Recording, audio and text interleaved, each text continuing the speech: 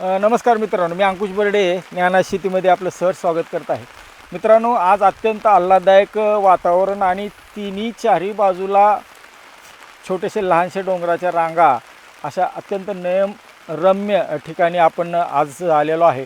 आणि आजचा व्हिडिओ फार विशेष आणि स्पेशल होणार आहे, कारण आपण पीकच तसं निवडलेलं आहे. तर मित्रांनो, आज आपण तुम्ही जे समोर पीक दिसतंय, जे आपल्याकडे बऱ्याच वेळा डोंगर उतारावर पडीक जमिनीमध्ये उगवतं, परंतु ते आपल्या फार काही लक्षात येत नाही. आपण त्याला तण म्हणतो किंवा गवत म्हणतो.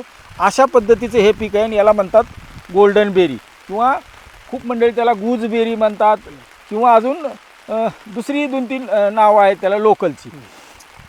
तशी ह्या पिकाची शेती फार कमी होते. याच्यामध्ये आंबेगाव, भीमाशंकर, दौंड परिसरातील आणि वाई, सातारामधले वाईचे शेतकरी काही मंडळी आहे, किंवा पुणे जिल्ह्याचा जर विचार पुणे, नाशिक, सातारा, सांगली, कोल्हापूर आणि अहिल्यानगरमधले काही ठराविक बोटावर मोजणारे शेतकरी या प्रकारची शेती करतात, या गोल्डन बेरीची.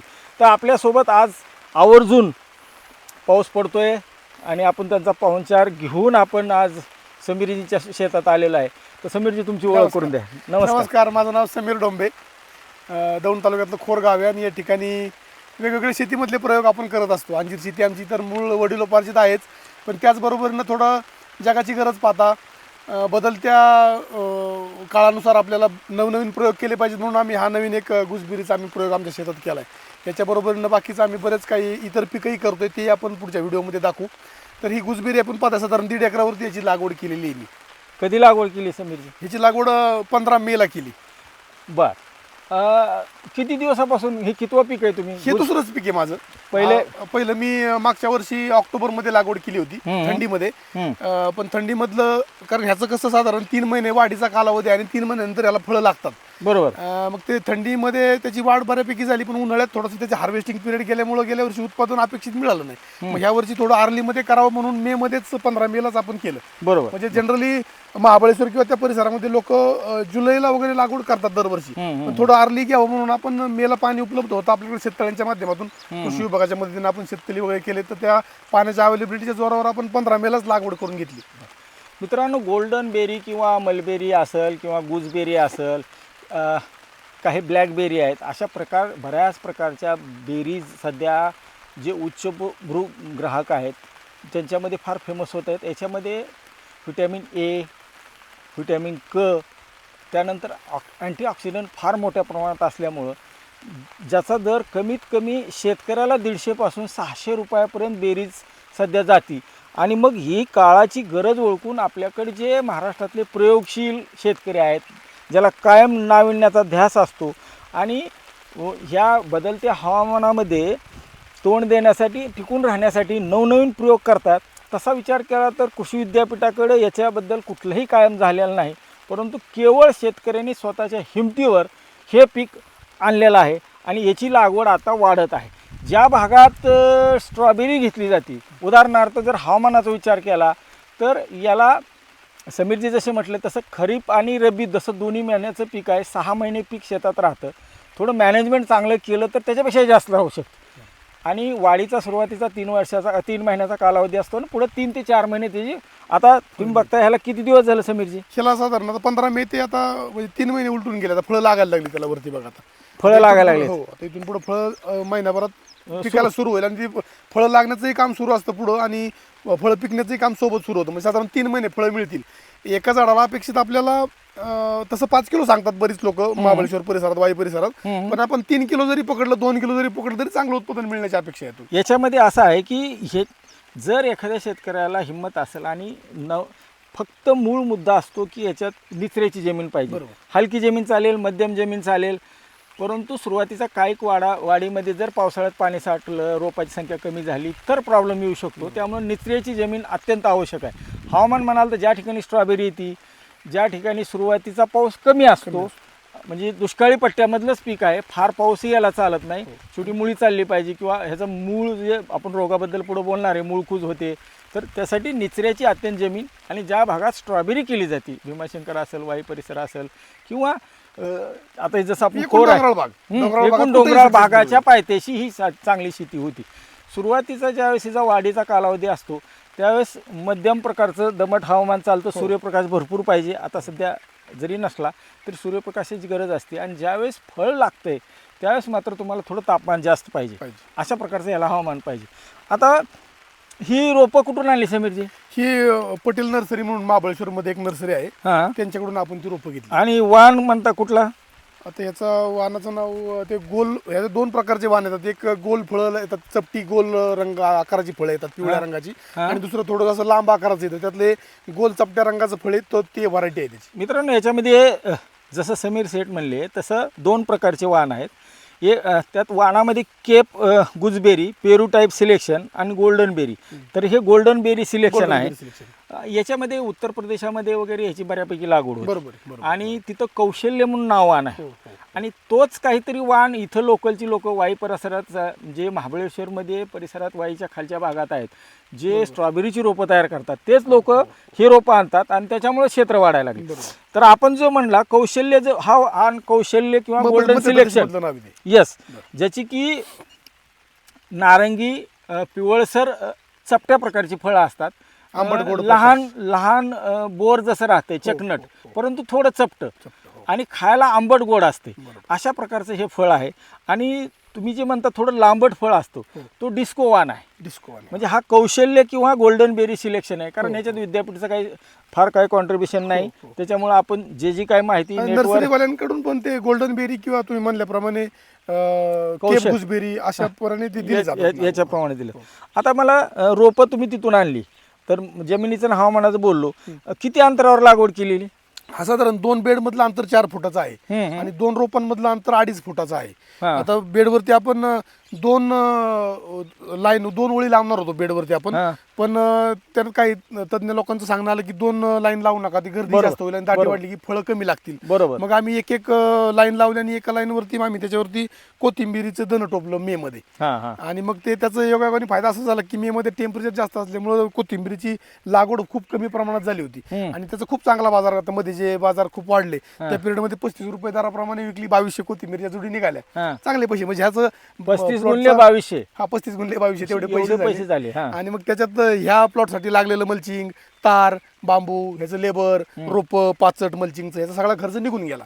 म्हणजे फ्री ऑफ कॉस्ट झाला. इथून पुढे जे जाईल याच्या पुढे जे काही तोडायला आणि ह्याला खर्च होईल तेवढाच, बाकी सगळं फायद्यात आहे. मित्रांनो, काय आहे, बऱ्याच वेळा हे गुजबेरी जे किंवा गोल्डन बेरी जे पीक आहे हे टोमॅटो वर्गीय पीक आहे. म्हणजे जसं टोमॅटो, मिरची, वांगे तसं हे पीक आहे. त्यामुळं त्याला जी मॅनेजमेंट आपण टोमॅटोला करतो, वांग्याला करतो, मिरचीला करतो, तशाच प्रकारचं झाड आहे. परंतु ह्याचं थोडं स्ट्रक्चर वेगळं आहे आणि ह्याला फळं छोटी लागतात, एवढाच त्याच्यात फरक आहे. त्यामुळं तसं ती कुळ जर म्हणलं तर सोलानेसी म्हणजे काय ते आपल्याला नवीन नाही, त्या कुळातली आपण खूप सारी पिकं घेत असतो. आणि लागवडीचा अंतर जर विचार केला तर 3 ते 4 फुटाच्या अंतरावर कमीत कमी 3 फूट, जास्तीत जास्त 5 फूटपर्यंत ठेवू शकता. आणि 2 झाडातलं अंतर 2 फूट ते 3 फूट पण ठेवू शकता. आणि याच्यामध्ये झुडूप प्रकारचं झाड आहे. तुम्ही जर बांधलं, आता समीर शेठने यावर्षी बांधायचं ठरवलेलं आहे, तारकाठी जशी आपण करतो टोमॅटोसाठी त्याप्रमाणे जर तारकाठी बांधली तर तुमचा 1 महिना 1.5 महिना प्लॉट वाढतो, जास्त चालतो, मालाचा दर्जा चांगला राहतो, फळं खाली टेकत नाही. त्याच्यामुळं बांधणं जर त्याला शक्य आहे, सुरुवातीला तुम्ही थोडं करून बघा रोपं. किंवा माझा तर आग्रह असतो की तुम्ही ज्यावेळेस नवीन एखादं पीक घेता त्यावेळेस पहिल्यांदा ते विकायचं कुठं, त्यांना कुठल्या दर्जाचा माल लागतो, कुठला रंग पाहिजे, काय साईज पाहिजे, कुठली व्हरायटी पाहिजे, त्याच्यानंतर मग त्याची रोपं कलमं कुठं मिळतात ही माहिती घ्या. त्याच्यानंतर त्या पिकासाठी हवामान कुठलं लागतं, कुठल्या हंगामात लागवड करायला पाहिजे, त्याची गरज म्हणजे खताची गरज काय, जमिनीची गरज काय, ही सगळी माहिती घ्या. आणि सुरुवातीला 2-4 लोक त्या प्रकारची शेती कुठं करतात त्यांच्याकडे जाऊन त्या पिकाचे सगळे बारकावे शिकून घ्या. आमच्यासारख्या ज्ञानाच्या शेतीच्या वेबसाईटला भेट देऊन त्या पिकाबद्दल काही बारकावे सांगितलेत का ते माहिती करून घ्या आणि मग एखाद्या पिकात जावा. खूप सारी मंडळी शेवग्याचे भाव वाढले, शेवगा लावतो असं करतात. तर त्यापेक्षा आपल्या ज्ञानशेतीचा उद्देशच हा असतो की त्या पिकाबद्दल जे काय सध्या जगभरात, भारतामध्ये, महाराष्ट्रामध्ये संशोधन संस्थांनी काय काम केलं आहे, प्रगतशील शेतकऱ्यांनी काय काम केलं आहे, त्याचं सगळं आपण ह्या व्हिडिओच्या खाली डिस्क्रिप्शनमध्ये त्याची माहिती देत असतो. आणि एवढा उद्देश असतो की एखाद्या पिकाबद्दल एक चांगली माहिती जी की अधिकृत शासनाने अधिकृत जरी नाही म्हटलं तरी तांत्रिकदृष्ट्या योग्य पद्धतीचा सल्ला तुम्हाला या माहितीमधून मिळण्याचा आपला हा उद्देश असतो. त्यामुळं बऱ्याच वेळा शेतकरी लागवड करताना अंतर कमी ठेवतात, झाडाची गर्दी होती, मग तितकंसं fruiting उत्पादन कमी मिळत येतं, नाही, fruiting कमी एकतर येतं. खर्चही वाढतो, बेरीची साईज बारीक पडते. बेरीज साईज बारीक राहते. याच्यापासून काय बनलं जातं हे कुठं आता चालतं? ह्याच्यामध्ये प्रक्रिया फार मोठ्या प्रमाणावर केली जात नाही, कारण ह्याचं उत्पादनच फार कमी प्रमाणामध्ये आहे. महाराष्ट्राचा विचार केला तर ह्याचं म्हणजे थेट खाण्यासाठी म्हणजे टेबल पर्पज आपण त्याला म्हणूया, त्यासाठी जास्त वापर होतो. याच्यामध्ये बरेच अँटीऑक्सिडंट, अँटी एजिंग गुणधर्म आहेत असं बऱ्याच लोकांचं अभ्यासकांचं म्हणणं आहे. बरोबर. त्यामुळे उच्च भ्रू तुम्ही म्हणल्याप्रमाणे इलाइट क्लास आपण त्याला म्हणू, ते लोक सगळी मोठी लोक मागड्या बेरीज म्हणून त्याचा सेवन करत असतात. त्यामुळं मेट्रो सिटीमध्ये याचं चांगलं मार्केट आहे. मेट्रो सिटीमध्ये मग पुणे पण घेऊ शकतो आपण, मुंबई, बँगलोर आहे, हैदराबाद आहे, दिल्ली आहे, या ठिकाणी त्याला चांगली मागणी आहे. आणि प्रक्रियेमध्ये आता आपण सुरू केलं थोडं, आपण त्याचा अंजिराच्या जाममध्ये दोघांचं मिक्सिंग करून वेगवेगळे प्रयोग आपण करतोय. फक्त घुसबेरीचा आपण जाम बनवतोय. म्हणजे कधी कधी कसं होतं, तुम्ही सांगितल्याप्रमाणे मध्य प्रदेशची ज्यावेळेस घुसबेरी चालू होते पिकायला, त्यावेळी ते पूर्ण देशभरात सप्लाय करतात. खूप मोठ्या प्रमाणावर लागवड मध्य प्रदेशात होते. तिकडून पुणे मार्केटला फळ आली की बाजार त्याचे थोडेसे कमी होतात. मग त्या पिरियडमध्ये आपल्या शेतकऱ्यांना परवडत नाही. मग प्रक्रियेतून काही वेगळे उपपदार्थ तयार करता येतील का, त्याच्यावर थोडंसं आपण काम करतोय. याच्यामध्ये महत्त्वाचं असं आहे की तसं समीर शेठ म्हटलं तसं हे फ्रेश फ्रूटच खाल्लं जातं आपल्याकडे जास्त, तरीसुद्धा बाहेरच्या देशाचा जो विचार केला, जसं अंजीर सुकवलं जातं तसं ही गोल्डन बेरीसुद्धा एअर ड्राय केली जाते. त्याचं खाल्लं जातं. आणि मग बाकी स्मूदीमध्ये आहे, केकमध्ये आहे, ड्रिंक्समध्ये वापरले जाते.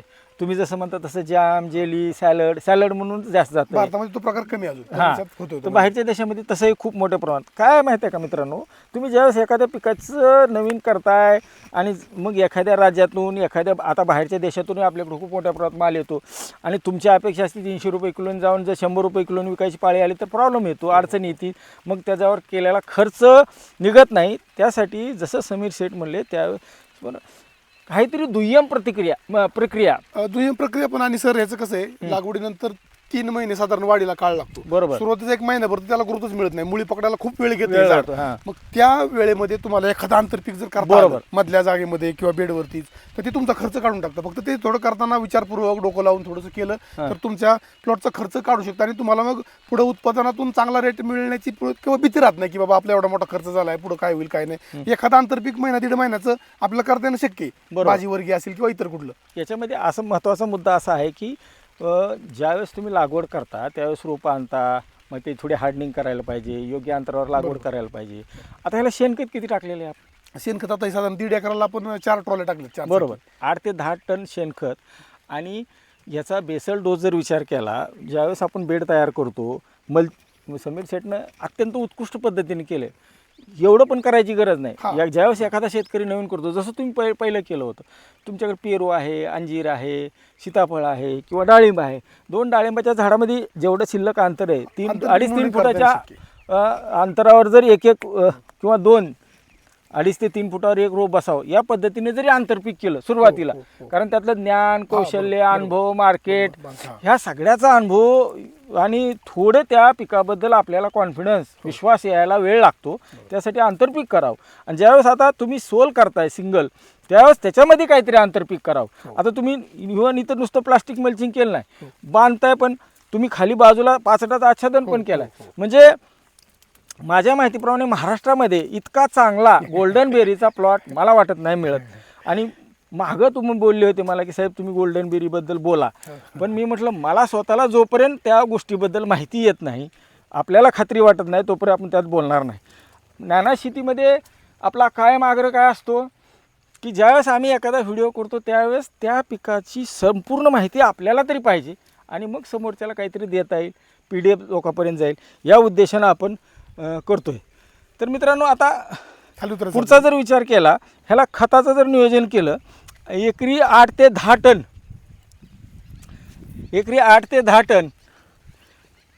शेणखत पाहिजे. त्याच्यानंतर रासायनिक खतामध्ये आपल्याकडे तर मी अगोदर सांगितलं तुम्हाला, त्याच्यामध्ये फार काही त्याचं संशोधन झालेलं नाही. 40 ते 50 किलो नत्र आणि 30 किलो स्फुरद आणि पालास.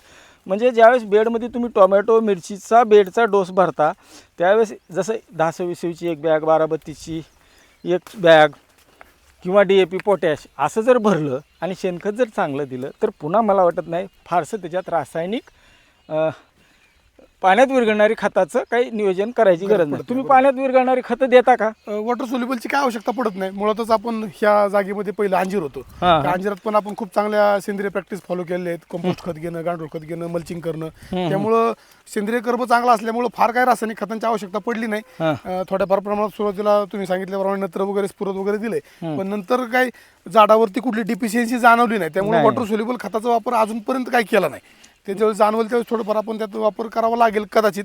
पण मुळातच जमीन चांगली होती अंजिराच्या बागेची. ह्याच्यात माती आपण चांगली सुपीक करून घेतल्यामुळं पिकाला चांगला जोम आहे चांगला. जरी तुम्हाला वाटलं शेतकऱ्याला सुरुवातीची वाढ कमी आहे तर एक 3 ते 5 किलो एकरी 19 सोडलं, नंतर मग 3 महिन्याच्या आसपास म्हणजे 2.5 महिन्यानंतर 1261 सोडलं, किंवा ज्यावेळेस सेटिंग सुरू होती त्यावेळेस 05234 आणि ज्यावेळेस तोडणी चालू होती त्यावेळेस 0050 किंवा पोटॅशियम शोनाईट सारखं सुद्धा खत आपल्याला एकरी 3 आठवड्यातून एकदा या पद्धतीने जरी सोडलं, कारण हे हाय व्हॅल्यू क्रॉप आहे, आपण त्याच्यावर पुढे बोलणार आहोत.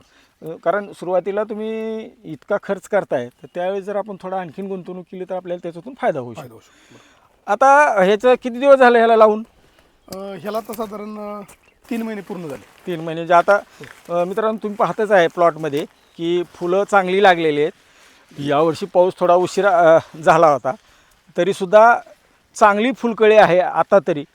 आणि तोडायला किती दिवसांनी येईल? आता अजून 1 महिन्यानंतर तोडायला सुरू होईल. 2.5 ते 3.5 महिने म्हणतो आपण लागवडीपासून. 3.5 महिन्यानंतर तोडा होतो, बरोबर. त्याच्या पुढे प्लॉट किती चालतो? पुढे 3 महिन्यापर्यंत चालतो.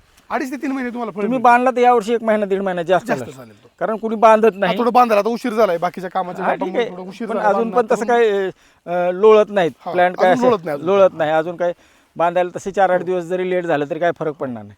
आता पुढं आपण हे जे इकॉनॉमिक्स बघू. रोप केवढ्याला आणलं? रोप 2 रुपयाला मिळते. 2 रुपयाला महाबळेश्वर महाबळेश्वर वाईमधून वाईमधून. पटेल नर्सरी. पटेल नर्सरी. आपल्याला कुणाला हे करायचं नाही, म्हणजे कुणाची ॲडव्हर्टाईज नाही करायची, परंतु काही लोकांना त्याची माहितीही पाहिजे. हो. महाबळेश्वर वाई परिसरामध्ये ह्याची रोपं मिळतात. आतापर्यंत किती खर्च झाला असेल एक पहिल्या 3 महिन्याचा? आतापर्यंत तर रोपांचा साधारण खर्च सगळी 3,500 रुपये आहेत. 7,000 रुपये रोपाला 1.5 एकरात 3,500. हा, 3,500 रुपये. त्याला लागवडीला मला खर्च झालाय साधारण सगळं लेबर वगैरे पकडले 4-5 हजार रुपये त्याचा खर्च. बेड बनवून घेणे, बेडवरती मल्चिंग अंथरणे हे किंवा बांबू तारा हा सगळ्याचा खर्च एकूण साधारण 50,000 रुपये सगळा खर्च झालाय. 50,000 ते 60,000 रुपयाचा खर्च. बर, शेणखत सोडून? शेणखत सोडून. हां, म्हणजे समजा आतापर्यंत असं गृहीत धरू की आपण बांधण्यापर्यंत 1,00,000 रुपये जाईल. 1,00,000 रुपये सगळा खर्च. म्हणजे उत्पादन सुरू व्हायच्या अगोदर 1,00,000 रुपये तुम्हाला 100% 3 महिन्यात जातील. आता सगळीच लोक तार बांबू नाहीत बांधत नाहीत. ते कमी केलं तर 40,000 तो खर्च पुन्हा कमी होईल. बांधण्याचा. आता पुढे तोडे सुरू झाल्यावर काय काय कसं असते? साधारण आठवड्यातून 2 ते 3 तोडे घेतले जातात. 2-3 तोडे आठवड्यातून. आणि एका झाडाला आपण पर प्लांट 4-5 किलो लोक म्हणतात, पण आपण कमीत कमी 2 ते 3 किलो आपण उत्पादन त्याचं पकडूया. आठवड्यातून 2दा किंवा 3दा तोडा होईल त्याचा. आणि त्याच्याप्रमाणे मग इथं तोडून पॅकिंग करून काही कस्टमरला न सोलता त्याचं वरती जे आवरण असतं. मित्रांनो याच्यामध्ये वैशिष्ट्य आहे निसर्गाने बघा त्याला इतकं व्यवस्थित कव्हर दिलेलं आहे की हे बघा हे कच्चं आहे. आता तुटलं ते आपल्याकडून जर पाऊस हे थोडं मोठं वाढतं आहे आणखीन, म्हणजे ह्याचं अजून दुप्पट होतं आहे. आणि हे ह्याला पातळ एकदम कव्हर असते जे की निसर्गाने त्याला संरक्षणासाठी दिलेलं आहे. तर मित्रांनो आपण जे बोलत होतो तर हे फळ म्हणजे हे असं त्याला शंकू आकाराचं कव्हर असतं जे निसर्गाने त्याला आतल्या ह्याला काय होऊ नये म्हणून दिलेलं आहे. ज्यावेळेस हे हिरो असतं त्यावेळेस त्यात फळ वाढत असते. ज्यावेळेस पिवळं किंवा पांढरट पडतं त्यावेळेस ह्याची अजून साईड वाढलेली असते आणि ते पिकलेलं असते ज्याचं की आंबट गोडपणा आलेला असतो. आता जसं हे फळ आणखीन ह्याचे दुप्पट वाढते आणि रंग मात्र पिवळसर नारंगी होतो आणि थोडंसं चपटं राहते, खायला आंबट गोड राहते. आता मग आणि कवर असं काही कस्टमरला काढून सोलून द्यावं लागतं. बाजारपेठेमध्ये विकायचं असेल EPMC मार्केटमध्ये तर ते असं ह्याच्यासहित पण जातं आणि सोलून पण जातं. आणि न सोलता किती दिवस ठेवता येते आपल्याला? न सोलता 3-4 दिवसापर्यंत खराब नाही होते. काय होत नाही. सोलल्यानंतर थोडं लवकर खराब होतं कारण त्याला इथं इजा होते, थोडंसं देठ निघतो त्याचा. देठ निघतो त्याच्यामुळे. मित्रांनो याच्यामध्ये आठवड्याला किती तोडे मग कसं 3 नियोजन? तोडे साधारण 2 ते 3 तोडे आठवड्याला. म्हणजे एक दिवसावर तोडावंच लागते हा, एक फार तर दिवसात तोडावं. 2 दिवस मध्ये. हा 2 दिवस मध्ये. आता हे दुसरंच पीक आहे माझं. हे तर आता ऍक्च्युअली आपल्याला किती उत्पादन मिळतंय ते आपल्याला कळलं ह्या वर्षी नक्की. हा. कारण उन्हाळ्यातला प्रयोग आपला थोडासा 50% यशस्वी झाला असं आपण म्हणू. हा आता त्या बागेमध्ये किती क्षेत्र होतं? ते साधारण 2 एकरची अंजिराची बाग आहे. हा. तुम्ही सांगितल्याप्रमाणे अंजिरात आपण ते 2 झाडाच्या मध्ये किती झाडं लावले होते? 2 झाडाच्या मध्ये एकच लाईन घेतली. हा अंजिराची 2 झाडं 16 फुटावरती आहेत. हा. त्या 16 फुटाच्या मध्ये फक्त एकच लाईन घेतली आणि 2 झाडाच्या मधलं अंतर 3 फूट ठेवलं होतं. म्हणजे 1 एकर क्षेत्र होतं एक थोडक्यात. एकर, हा साधारण. त्याचा कसा झाला हिशोब सगळा? खर्च किती झाला? आणि त्याला खर्च फार झाला नाही कारण अंजिरामध्ये आंतरपीक केल्यावर रोपाचा फार हे झाला आणि अंजिराला आपण ऑलरेडी खतं वगैरे देतच होतो, पाणी देत होतो, त्यामुळे त्याचा वेगळा खर्च झाला नाही. मग ते लागवड, रोपं, लेबर आणि तोडणीचा एवढाच खर्च झाला. खर्च फार झाला नाही, 20-30 हजार रुपये त्याचा खर्च झाला. उत्पादन 2-2.5 लाख रुपये त्यामध्ये मिळालं आपल्याला. म्हणजे एकूण आंतरपीक. फायदाच आहे. आंतरपीक म्हणजे अंजिराचा जो काय खर्च माझा वर्षभर तो त्यांनी काढला त्या बरं. पिकाने. तर मित्रांनो 1 दिवसाआड किंवा 2 दिवसाआड त्याची तोडणी करावी लागते. कव्हर काढून किंवा तसंही विकलं जातं. अर्ध्या किलोच्या 1 किलोच्या पनेटमध्ये जातं. उत्तर प्रदेशमध्ये वगैरे म्हणजे जो भाग मोठ्या प्रमाणात केला जातो तिथं 5 किलोचे, 10 किलोचे, 20 किलोचे असे बॉक्स भरले जातात जेणेकरून लांबच्या कार्डबोर्डच्या बॉक्समधून बाहेर पाठवता येते. ज्यावेळेस आपण जाग्यावर त्याचं सॉर्टिंग ग्रेडिंग करतो, फळं काढले की त्याचं ते तुम्हाला जर ते वरचं कव्हर काढून विकायचं असेल तर ते काढायचं. त्याच्यासोबत त्याच्यातले किडके काय असेल तर फळं काढायचे. त्याचे 2 किंवा 3 पर्यंत पण आपल्याला ग्रेडिंग करता येतं. हा, बरोबर. आणि साईज प्रमाणे आपल्याला विकता येतं. इव्हन तुम्हाला साठवायचं असेल तर 4 ते 7 डिग्री सेंटीग्रेडमध्ये सुद्धा आपल्याला हो. काही दिवस साठवता येतं. बरोबर. अजून त्याच्यावर तितकेट राहिलं नाही परंतु बऱ्यापैकी साठवता येतं. एकंदर जर उत्पन्नाचा विचार केला तर 3 ते 5 टन हे गोल्डन बेरीचं उत्पादन येतं. बरोबर. मागच्या वर्षी तुम्हाला 2-2.5 लाख रुपये झाले. हो. बरोबर. हो. आता ह्याचं विक्री व्यवस्थापन कसं आहे? सगळ्यात महत्त्वाचं म्हणजे तुम्ही विक्री कुठं करता? आता बरेच काही पुणे मुंबईमध्ये तुम्ही मागच्या वर्षी केला आणि यावर्षी तुमचं काय नियोजन आहे?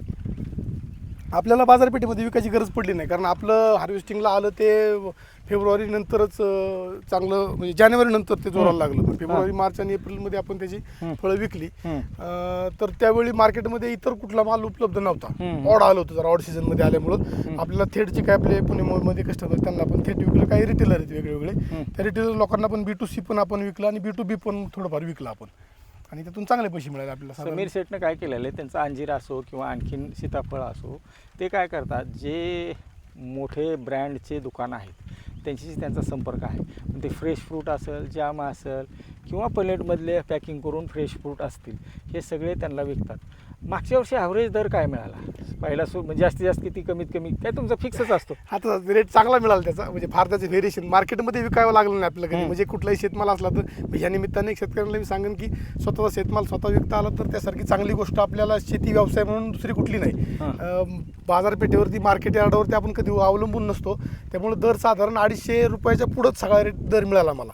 म्हणजे आता पुढचे शेवटचा म्हणजे अत्युच्च दर सांगायचं म्हणलं, जर अतिशयोक्ती येईल तेव्हा तू सांगत नाही मी, पण सरासरी तुम्हाला 250-300 रुपये दर नक्कीच मिळतो थेट कस्टमरला विकला तर. किती माल आला तरी ह्याचा 125 ते 150 रेट राहतो. 125च्या 120च्या आत आत्तापर्यंत भारतात गोल्डन बेरीचे दर आलेले नाहीत. हा माझा अभ्यास आहे, अनुभव आहे. जर कुणाला पाहणाराला ह्याच्यापेक्षा काही वेगळं माहिती असेल तर नक्की कमेंट करा.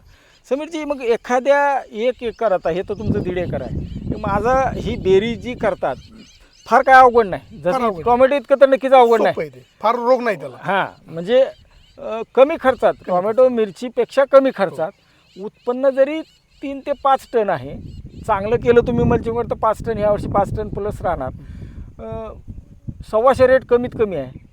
6-6.25 लाख रुपये, वरचे 1-1.5 लाख रुपये खर्चायला जरी गेले तर बेरी पीक कुठलेही घ्या तुम्ही, माझं म्हणणं आहे की 5 लाख रुपये एका 6 महिन्याच्या हंगामध्ये तुम्हाला शिल्लक राहू शकतात. बरोबर होऊ शकतं? हो, नक्कीच. सर्वसामान्य शेतकरी करू शकतो.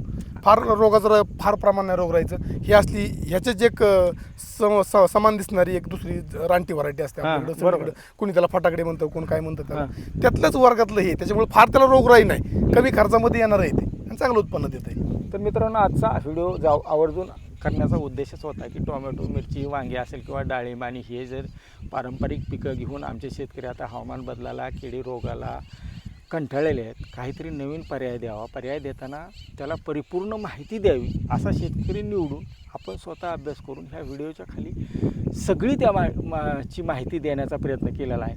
आपण जाणीवपूर्वक फार व्हिडिओमध्ये सगळ्या गोष्टी कव्हर होत नाहीत. माझा उद्देश असतो व्हिडिओ कमी बघितला तर चालेल, त्याच्या खालची लिंक ओपन करावी, ते बारकावे समजून घ्यावे.